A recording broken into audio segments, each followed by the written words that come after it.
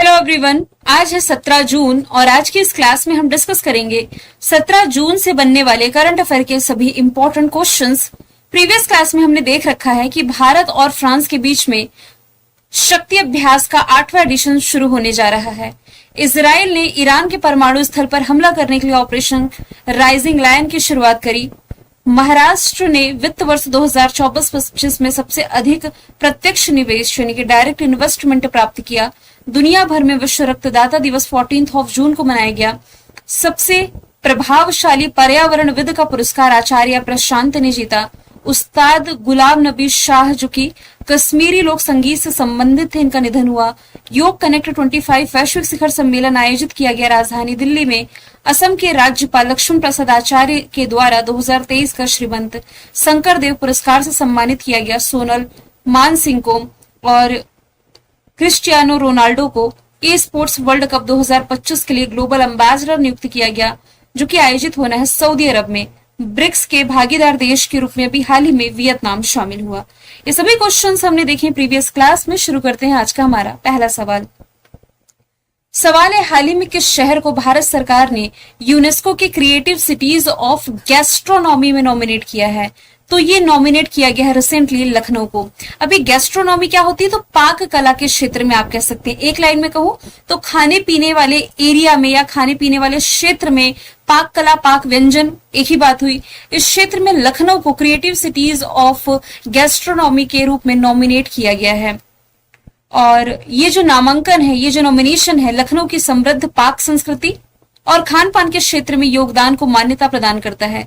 इसके पहले 2019 में जो हैदराबाद है, इसे क्रिएटिव सिटी ऑफ गैस्ट्रोनॉमी के रूप में नॉमिनेट किया गया था। ठीक है, यदि बात की जाए यहां से लखनऊ की, लखनऊ बेसिक फैक्ट यदि हम डिस्कस करें तो गोमती नदी के किनारे बसा हुआ है। किसका निर्वाचन क्षेत्र है? तो रक्षा मंत्री कौन है? राजनाथ सिंह जी, इनका निर्वाचन क्षेत्र है। देश की पहली एआई सिटी यही बनने जा रही है। देश का पहला नाइट सफारी यहीं से शुरुआत होने जा रही है इसकी। इसके अलावा ऑप्शन की यदि हम बात करें तो गंगा नदी के किनारे बसा सबसे स्वच्छ शहर वाराणसी है। प्राइम मिनिस्टर नरेंद्र मोदी जी का ये निर्वाचन क्षेत्र हो जाएगा। अक्सर एग्जाम में ये पूछा गया प्रश्न है कि ये जो नया वाराणसी कॉरिडोर है, इसके डिजाइनर कौन है? तो याद रखें, ये है विमल पटेल। ये वही विमल पटेल है जिन्होंने नई संसद भवन को भी डिजाइन किया है। और ये जो वाराणसी है, यहाँ दुनिया का सबसे बड़ा मेडिटेशन सेंटर सर्ववेद ये भी है, ये आप याद रखें। इंदौर किस नदी के किनारे है? बेसिक स्टैटिक के फैक्ट यदि हम देखें तो ये खान नदी के किनारे बसी हुई है। भारत की सबसे क्लीनेस्ट सिटी है और इंदौर के साथ ये भारत की पहली वेटलैंड सिटी चुनी गई है। ठीक है, यहां से ये भी रिलेट करें, देश की पहली बेगर फ्री सिटी, भिखारी मुक्त शहर भी इंदौर ही है। सूरत किस नदी के किनारे है? ताप्ती नदी के किनारे बसा हुआ है, जिस पर प्रसिद्ध उकाई परियोजना है। इस सूरत से यदि आप रिलेट करेंगे तो स्वच्छ वायु सर्वेक्षण में, क्लीन एयर के मामले में ये टॉप पर रहा है। और इस सूरत में दुनिया की सबसे बड़ी ऑफिस बिल्डिंग का उद्घाटन प्राइम मिनिस्टर नरेंद्र मोदी जी के द्वारा किया गया। अब आप करंट अफेयर यदि आप फर्स्ट टाइम देख रहे हैं, देखिए कितने सारे फैक्ट हम रिलेट करते हैं। चारों ही शहरों से हमने ये देखा कि कौन सा शहर किस नदी के किनारे है। सूरत ताप्ती नदी के किनारे, इंदौर खान नदी के किनारे, लखनऊ गोमती नदी के किनारे, वाराणसी गंगा नदी के किनारे। फिर इसके अलावा इसके स्टैटिक और करंट के फैक्ट हमने दोनों ही देखे हैं। यहाँ पर डिस्कशन है यूनेस्को का। यूनेस्को यानी कि United Nations Educational, Scientific and Cultural Organization इसकी फुल फॉर्म बनती है। 1945 फॉर्मेशन ईयर, पेरिस फ्रांस में हेडक्वार्टर, ऑद्रे अजौले प्रमुख हैं। हाल फिलहाल हमने देखा है कि कल्याण चालुक्य काल के जो कर्नाटक के लकुंडी स्मारक है, इन्हें यूनेस्को के विश्व धरोहर सूची में नॉमिनेट करने का प्रस्ताव है। निकारागुआ ने यूनेस्को को छोड़ने का फैसला किया, यानी कि इसकी मेंबरशिप को समाप्त करने का फैसला किया। अब ये थोड़ा क्वेश्चन पुराना हो गया है, लेकिन आपको ये याद रखना है कि अभी तक भारत में यूनेस्को के 43 स्थल शामिल है और 43वां है असम का मोइदम्स। सवाल नंबर दूसरा है, भारत का पहला सोचने वाला उपग्रह यानी कि इंडियाज फर्स्ट थिंकिंग सैटेलाइट जो है, ये किसके द्वारा लॉन्च किया गया? तो ये लॉन्च किया गया है टेक मी टू स्पेस के द्वारा। ऑप्शन नंबर डी इसका राइट आंसर हो जाएगा। तो भारत का पहला सोचने वाला उपग्रह, जिसे एक हैदराबाद स्थित स्टार्टअप जिसका नाम टेक मी टू स्पेस है, इसके द्वारा लॉन्च किया जाना है। इसरो इस उपग्रह के प्रक्षेपण में हेल्प करने वाला है। ये जो उपग्रह है जिसे थिंकिंग सैटेलाइट, हिंदी में कहीं तो वही सोचने वाला उपग्रह ये कहा जा रहा है, ये एक अनूठी तकनीक है जिसका उपयोग ये करेगा जो कि उपग्रह को डेटा एनालिसिस करने और खुद से डिसीजन लेने में सक्षम बनाएगा, इसलिए इसे कहा जा रहा है थिंकिंग सैटेलाइट। अब टेक मी टू स्पेस के द्वारा लॉन्च किया गया, तो हैदराबाद का ये स्टार्टअप है, ये हमने देख लिया। यदि मैं बात करूं डीआरडीओ की, डिफेंस रिसर्च डेवलपमेंट ऑर्गेनाइजेशन, हमने करंट अफेयर में देखा है मई के महीने में कि प्रोजेक्ट कुशा इसे ने लॉन्च किया है वायु सुरक्षा को मजबूत करने के लिए। इसरो का पीएसएलवी C61 ये फेल हुआ अभी।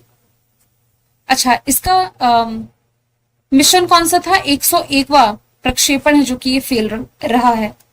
पिक्सल की यदि बात की जाए तो बैंगलोर स्थित एक स्पेस टेक्नोलॉजी स्टार्टअप है पिक्सल, इसने भारत का पहला निजी उपग्रह नक्षत्र लॉन्च किया था।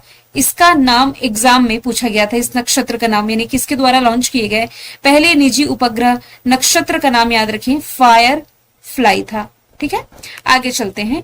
भारत में पहले का डिस्कशन आया है, देखिए भारत का पहला, तो आप रिलेट करेंगे तो देश का पहला e waste eco park Delhi में, पहली जीन एडिटेड भेड़ कश्मीर में, पहला waste to wildlife park Noida में, पहले trans media entertainment city Amaravati, night safari Lucknow, पहला vertical bifacial solar plant Delhi, पहला डिजिटल म्यूजियम महाराष्ट्र, एआई से निर्मित पहली हिंदी गायिका और मॉडल माया है, भारत का पहला वेटलैंड सिटी इंदौर और उदयपुर हमने देखा भी, पहली traffic light free city Kota, पहली जल परिवहन सेवा श्रीनगर में शुरू की गई, पहला ग्रीन हाइड्रोजन फ्यूल सेल का उद्घाटन लेह लद्दाख में, पहली सोलर सिटी है सांची, और भारत का पहला CO2 से मेथनॉल पायलट प्लांट प्रस्तावित है महाराष्ट्र के पुणे में।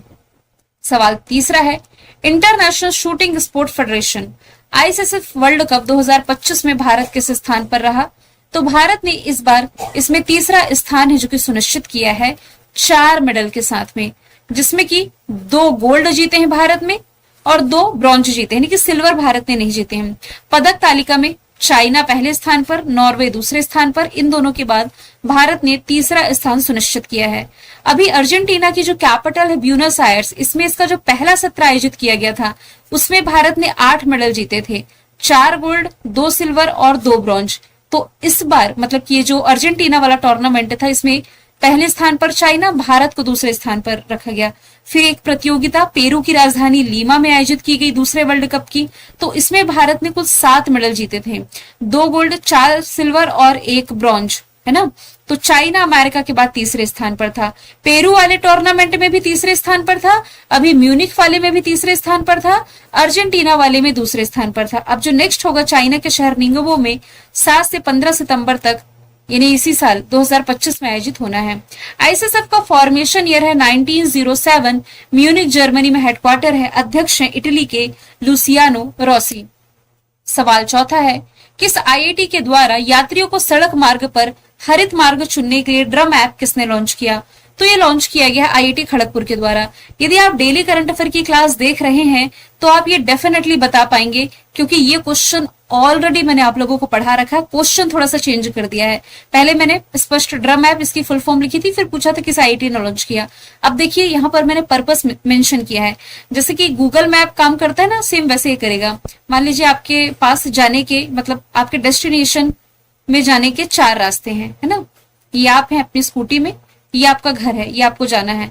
अब इसके 4 रास्ते हैं। अब इसमें से किस रूट में ग्रीनरी सबसे ज्यादा है, आपको कौन सा मार्ग चुनना चाहिए, किस मार्ग में क्लीन एयर है, इस ऐप के माध्यम से अपडेट मिल सकेगा और ये तुरंत ही अलर्ट करेगा। और इस ऐप को, इस ड्रम ऐप को विकसित कर दिया IIT खड़गपुर ने। ड्रम की फुल फॉर्म है dynamic route planning for urban green mobility. ठीक है, गूगल मैप्स के जैसे ही काम करेगा, यूजर्स को एयर क्वालिटी और ऊर्जा दक्षता के आधार पर मार्ग चुनने में मदद करेगा। ये लाइव प्रदूषण और ट्रैफिक डेटा का उपयोग करेगा जो यूजर्स द्वारा किसी मार्ग में प्रवेश करने पर तुरंत प्राप्त होता है। चलिए करंट इफेक्ट यदि हम देखें, स्तन कैंसर का समय रहते पता लगाने के लिए IIT मद्रास ने देश का पहला कैंसर जीनोम एटलस लॉन्च किया। DRDO और IIT हैदराबाद ने रॉकेट घटकों के लिए भारत की सबसे बड़ी 3D प्रिंटेड धातु 3D प्रिंटेड मशीन का अनावरण किया। देश का पहला hyperloop testing track IIT Madras campus में बना है। नेशनल इंस्टीट्यूट रैंकिंग फ्रेमवर्क में IIT मद्रास टॉप पर है। और एशिया की पहली हाइपरलूप प्रतियोगिता आईआईटी मद्रास में आयोजित की गई। आईआईटी दिल्ली ने लड़कियों को स्टेम में ट्रेनिंग करने के लिए मनस्वी मेंटरशिप पहल की शुरुआत की। स्टेम यानी कि साइंस, टेक्नोलॉजी, मैथमेटिक्स, माफ कीजिएगा, इंजीनियरिंग एंड मैथमेटिक्स में। देश का पहला आर्टिफिशियल हार्ट जो है आईआईटी कानपुर ने विकसित किया। मुंबई ने पौधों के विकास में एक बैक्टीरिया डेवलप किया है। और आईआईटी दिल्ली से रिलेट करेंगे तो अबू धाबी जो कि यूएई की कैपिटल है, यहां पर इसने अपना ब्रांच ओपन किया है। सवाल 5वां है, हाल ही में खबरों में रही नेट्रॉल झील किन दो देशों की सीमा पर स्थित है? नेट्रॉल झील चर्चे में क्यों थी, हम ये बाद में देखेंगे, पहले इसकी लोकेशन देखना जरूरी है ताकि यहां से आपकी मैपिंग स्ट्रांग हो सके। तो ये तंजानिया और केन्या की सीमा पर है। दोनों कंट्री कहां पर है आपकी? अफ्रीका में। तो चलते हैं अफ्रीका के मैप की तरफ। ये वाला पहले आप कंप्लीट मैप देखिए। ये पूरा जो मैप है ये है अफ्रीका का, ठीक है। अफ्रीका के ईस्ट साइड में ये आपका हॉर्न ऑफ अफ्रीका है। हॉर्न ऑफ अफ्रीका में कितनी कंट्री है? 4। सोमालिया, इथियोपिया, जिबूती और इरिट्रिया, है ना।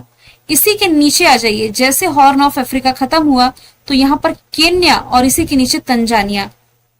मतलब ये हो गया आपका केन्या, ये हो गया तंजानिया। ये ब्लू कलर की जो आप लेक देख रहे हैं, इसी लेक का मैं डिस्कशन कर रही हूं, नेट्रॉन लेक। अभी क्यों चर्चे में आया? तो तंजानिया में नेट्रॉन झील जलवायु परिवर्तन यानी कि क्लाइमेट चेंज और विकास परियोजनाओं के कारण प्रभावित है, यानी कि पर्यावरणीय खतरों का इसे सामना करना पड़ रहा है। केन्या तंजानिया के सीमा पर स्थित एक उथली और अतिशारी नमकीन झील है, आप इसे कह सकते हैं, यानी कि सॉल्ट लेक है ये। और ये नेट्रॉन झील को रामसर आर्द्र भूमि स्थल के रूप में भी सूचीबद्ध किया गया। इसका संरक्षण आवश्यक है।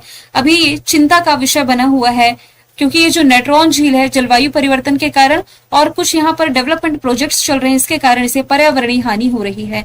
अब केन्या की यदि बात की जाए ना, तो आप देख पा रहे हैं ये इंडियन ओशन वाला इलाका यानी कि पानी वाला क्षेत्र से बॉर्डर शेयर कर रहा। तो यहाँ एक पोर्ट है जिसका नाम है लामू पोर्ट। लूमू मैंने लिख दिया, लामू पोर्ट। पूछा जाए कहां पर है तो ये केन्या में है। पूछा जाता है ना एग्जाम में, जैसे कि चाबहार पोर्ट कहां पर है, तो फिर ईरान से बताती हूँ। फिर ग्वादर पोर्ट आपका हम देखते हैं पाकिस्तान में, तो यहां से एक लामू पोर्ट भी आप रिलेट कर सकते हैं, ठीक है। तंजानिया में है अफ्रीका की सबसे ऊंची चोटी जिसका नाम क्या है? Mount Kilimanjaro. ये भी एडिशनल तौर पर आप रिलेट कर सकते हैं, ठीक है। आगे चलते हैं सवाल 6वें की तरफ। किस देश ने रक्षा क्षेत्र में साइबर लचीलापन बढ़ाने के लिए साइबर सुरक्षा अभ्यास शुरू किया? तो ये अभ्यास भारत के ही द्वारा शुरू किया गया। ऑप्शन ए इसका राइट आंसर है।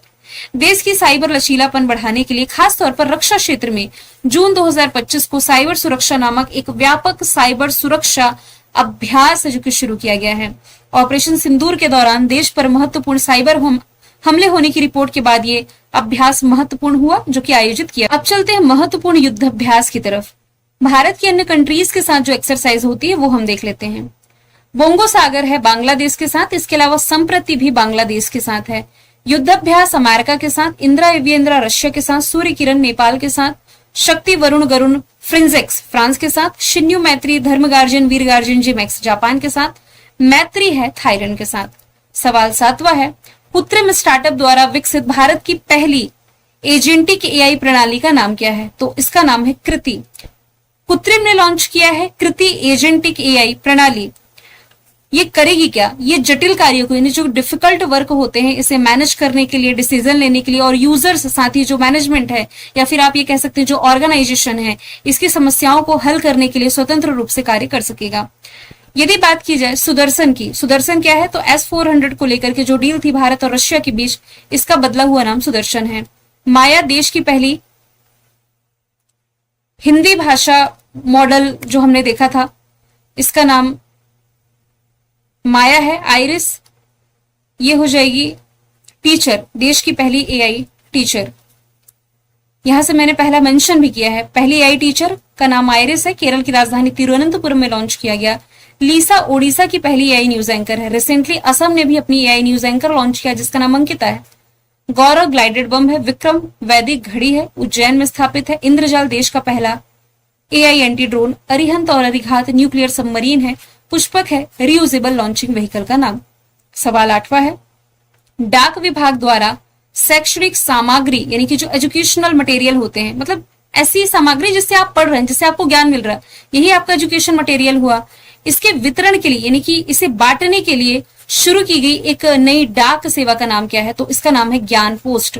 ऑप्शन डी राइट आंसर हो जाएगा इसका। डाक विभाग ने शैक्षणिक, सांस्कृतिक, सामाजिक और धार्मिक पुस्तकों का वितरण के लिए एक विशेष सेवा शुरू की है जिसका नाम ज्ञान पोस्ट है। ये मुद्रित शैक्षणिक सामग्री को सस्ती और सुलभ बना करके, यानी कि जो भी उस सामग्री का या बुक का प्राइस है इसे सस्ते रेट में उपलब्ध कराएगा। विशेष रूप से ग्रामीण और दूर दराज के क्षेत्रों में नई शिक्षा नीति यानी कि न्यू एजुकेशन पॉलिसी के लक्ष्यों का ये समर्थन करता है। तो वन लाइनर में ही क्वेश्चन याद रखें, शुरू किसने किया है? डाक विभाग ने। शैक्षणिक सामग्री के लिए या शैक्षणिक सामग्री वितरण के लिए डाक विभाग द्वारा शुरू की गई सेवा का नाम तो ज्ञान पोस्ट। तो दो तरीके से इसे आप याद रख सकते हैं। अगला सवाल है, किस देश ने अपनी विदेशी जासूसी एजेंसी M16 जिसका नाम है, इसका नेतृत्व करने वाली पहली महिला के रूप में नियुक्ति की है? ब्लेज मेट्रेवेली की। तो रिसेंटली यूके के द्वारा, यूके के यानी कि यूनाइटेड किंगडम के जो प्राइम मिनिस्टर है कीर स्टारमर ने G7 शिखर सम्मेलन जो कि कनाडा होस्ट कर रहा है, इसकी यात्रा के दौरान अपनी नई विदेश जासूसी एजेंसी यानी कि M16 के प्रमुख के रूप में ब्लेज मेट्रेवेली की नियुक्ति की है। तो ये जो ब्लेज मेट्रेवेली है ये M16 के 116 साल के इतिहास में ऐसा पहली बार है कि जब किसी महिला को शीर्ष पद पर नियुक्त किया गया। यहां से इंटरनेशनल अपॉइंटमेंट पर यदि हम नजर डालें, ट्विटर के सीईओ लिंडा यकारिनो WHO के महानिदेशक हो जाएंगे। Tedros अदानोम Ghebreyesus United nation general assembly के जो 79 क्रम के अध्यक्ष हैं, इनका नाम हो जाएगा फिलेमोन यांग। ये कैमरून से बिलोंग करते हैं। अब मैं आपको बता दूं, इसके 80वें क्रम की भी अध्यक्ष घोषित हो चुकी है अन्नालेना बेयरबॉक, हमने करंट अफेयर में देखा था। ठीक है, ये जर्मनी से बिलोंग करती हैं। यूनिसेफ की नई प्रमुख Catherine Russell, Financial Action Task Force के Elisa de Anda Madrazo, United Nations के एंटोनियो गुटेरेस, ICC के जय शाह, WTO में भारत के स्थायी राजदूत हैं सिंथियल पांड्यन, बिम्स्टेक के इंद्रमणि पांडे, वर्ल्ड बैंक के अजय बंगा, IMF की MD है क्रिस्टीना जॉर्जी और deputy MD Gita Gopinath, International Olympic Committee की नई अध्यक्ष क्रिस्टी कॉन्वेंट्री होंगी, इंटरनेशनल ओलंपिक कमेटी के क्रिस्टी कॉन्वेंट्री और कॉमनवेल्थ के होंगे सरली बोचवे। सवाल 10वां है, हाल ही में किसने ऑफिशियली तौर पर भारत के G20 शेरपा के पद से इस्तीफा दे दिया है? तो भारत के G20 शेरपा के पद पर नियुक्त थे अमिताभ कांत, जो कि नीति आयोग के पूर्व CEO भी रह चुके हैं। 45 साल का उल्लेखनीय करियर का समापन किया है इन्होंने, मतलब कि ऑफिशियली इन्होंने G20 शेरपा के पद से इस्तीफा दिया। अब ये G20 तो आप समझते हैं, G20 क्या है? यूरोपीय यूनियन और 19 देशों का समूह जिसमें कि भारत भी इसका हिस्सा है। शेरपा क्या होता है? जैसे कि फॉर एग्जाम्पल मैंने आपको करंट अफेयर में बताया कि जो कामी रीता शेरपा है ये माउंट एवरेस्ट पर चढ़ाई करने वाले, यानी कि सबसे ज्यादा बार जिन्होंने चढ़ाई करी है 31 बार, ये नेपाल के क्या है? गाइड। तो ये जो शब्द है ना शेरपा, ये नेपाल से ही आया, आप ऐसा कह सकते हैं समझने के लिए। तो शेरपा यानी कि गाइड G20 में भारत को लीड करने के लिए, रिप्रेजेंट करने के लिए एक तरह के शेरपा का काम कर रहे थे अमिताभ कांत, जिन्होंने अभी अपने पद से इस्तीफा दे दिया है। अमिताभ कांत ने G20 वार्ता और शिखर स्तरीय चर्चाओं में भारत को रिप्रेजेंट किया है। BVR Subramaniam at present NITI Aayog के CEO हैं। मसातो कांडा है एशियाई विकास बैंक के प्रमुख। शक्तिकांत दास RBI के पूर्व गवर्नर रह चुके हैं। अभी कौन है? संजय मल्होत्रा। मैंने कल आपसे पूछा था, हाल ही में सरकार ने जाति गणना के साथ 2 चरणों वाली डिजिटल जनगणना को किस वर्ष मंजूरी दी? आंसर 2027 है। आज का सवाल आप लोगों के लिए है कि किस देश में दुनिया की पहली गैर बाइनरी चिप लॉन्च की गई? आंसर इसका जो भी आप कमेंट बॉक्स बताइए। फिर हम मिलेंगे नेक्स्ट वीडियो में। Thank you so much.